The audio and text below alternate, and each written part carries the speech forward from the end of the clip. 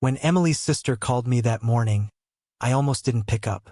I had deleted every number connected to her months ago, but the name on the screen made my chest tighten. I answered anyway, half expecting some cruel twist of fate. Her voice trembled as she said, "Daniel, she's in the hospital. She asked for you." For a second, I thought it was a joke, another manipulation. But there was no laughter on the other end. Just quiet breathing, and the hum of a place that smelled like antiseptic and regret. I didn't say I'd come. I only asked, "What happened?" "She collapsed," her sister whispered. "Pneumonia. She's alone." The word alone hit harder than I expected, because that's exactly how she left me, hollow and alone. It's strange how pain dulls with time, but certain memories stay sharp. I still remember the night she packed her bags. She didn't cry. She didn't even look guilty. She just said, "Mark understands me in a way you never could." Mark, her coworker, her affair partner. I had seen the messages months before, the lingering smiles, the late nights labeled as deadlines. I wanted to believe she'd stop. That love, once real, couldn't vanish overnight. But that night proved me wrong. I didn't scream or beg. I simply nodded and said, "I hope he's worth everything you're throwing away." She rolled her eyes, called me dramatic, and left with the same perfume she wore on our wedding day. The door closed, and with it the life I thought we had. The first few weeks were brutal. Every corner of the house smelled like her shampoo. Every coffee mug reminded me she liked 2 sugars, not 1. I kept waiting for her to text, to say she made a mistake. Instead, I saw her smiling in photos online, new city, new man, new life. I started rebuilding mine out of spite at first. I ran in the mornings just to stop thinking. I worked overtime, took night classes, filled silence with productivity. My friends said I looked better. I told them I felt free. Truth was, I was just numb. Then one day she texted, out of nowhere, "Hey, how are you?" I stared at the screen for 5 full minutes. No apology, no acknowledgement. Just a casual hello, as if she hadn't detonated everything we built.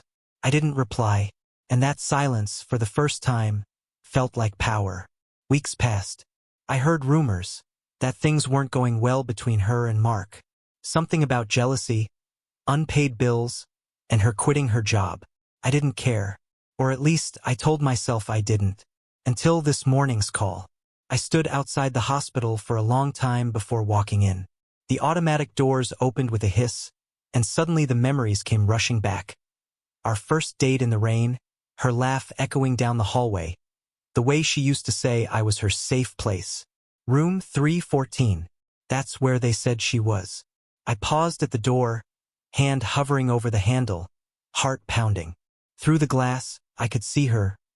Pale, frail, eyes closed. A shell of the woman who once told me she didn't need me anymore. When she opened her eyes and saw me standing there, tears filled them instantly. "Daniel," she whispered, voice cracked. "I didn't think you'd come." I didn't answer.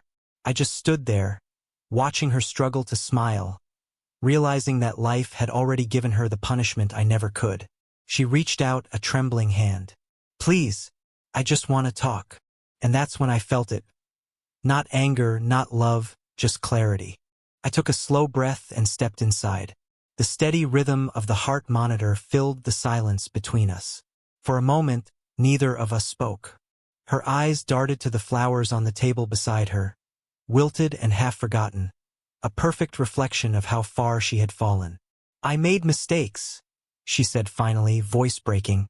I thought what I wanted was excitement, something different. But it wasn't real. He wasn't real. I didn't respond. I just watched her, letting the weight of her own words fill the room.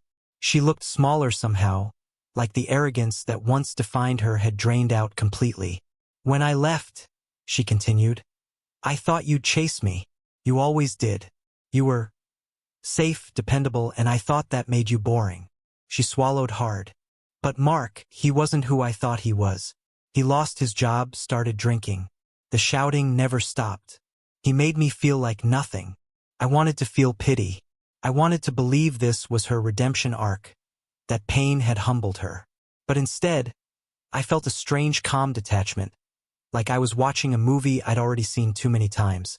"I'm sorry," she whispered, tears streaking her cheeks. "I ruined everything. I ruined us." Her voice cracked on the word us, like she couldn't quite remember what that even meant anymore.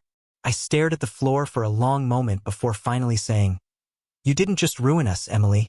You ruined me. And the worst part is, I let you." Her lips trembled. "Then, can we at least start over? Please? I'm getting discharged next week." "Maybe we could." I shook my head gently. "No, Emily. There's nothing left to start over from. The person I was when you left, he doesn't exist anymore." She tried to sit up, desperation flashing in her eyes. "I can be better, Daniel. I've changed. I see it now. You were the one who cared, the one who stayed even when I didn't deserve it. I was stupid." "You weren't stupid," I interrupted softly. "You were selfish. There's a difference." For a moment, she said nothing. Just tears, quiet and unfiltered. The kind of crying that comes when you finally realize there's no one left to blame but yourself. I thought back to the man I used to be. The one who waited by the window every night, praying she'd come home. The one who apologized for things he didn't do just to keep peace. That man would have rushed to her side, forgiven her instantly, called it fate. But not this version of me. This one had scars that taught him boundaries. "I hope you heal," I said finally. "Truly. But that healing won't include me." Her hand dropped from the edge of the bed like she'd been holding onto a lifeline that suddenly snapped. "So that's it," she whispered. "You're just walking away?" I gave a faint smile. "You walked away a long time ago. I'm just catching up." She looked at me as if trying to memorize my face. Maybe realizing this was the last time she'd ever see it without anger in my eyes. I turned toward the door, feeling the heaviness lift with each step. "Daniel," she called weakly. I paused but didn't turn around. "Did you ever stop loving me?" Her question lingered in the sterile air, fragile and haunting. I thought about it, the nights I couldn't sleep, the months I spent trying to hate her but couldn't, the slow process of unlearning someone's presence. Finally, I said, "No, but I learned to love myself more." I walked out before she could reply. Outside, the air felt lighter. The sky was overcast, rain threatening to fall. The kind of day we used to call movie weather. I stood there for a while, watching people pass by with coffee cups and hurried steps, all carrying their own small heartbreaks. I pulled out my phone. Her sister had texted me again. "Thank you for visiting." It meant a lot to her. I typed back one word, "goodbye," and then blocked the number. As I slipped my phone into my pocket, I realized something I hadn't in a long time. Peace doesn't always come with closure. Sometimes it's just the quiet acceptance that not every story needs a happy ending, just an honest one. And in that moment, I wasn't the man she left behind. I was the man who finally walked away.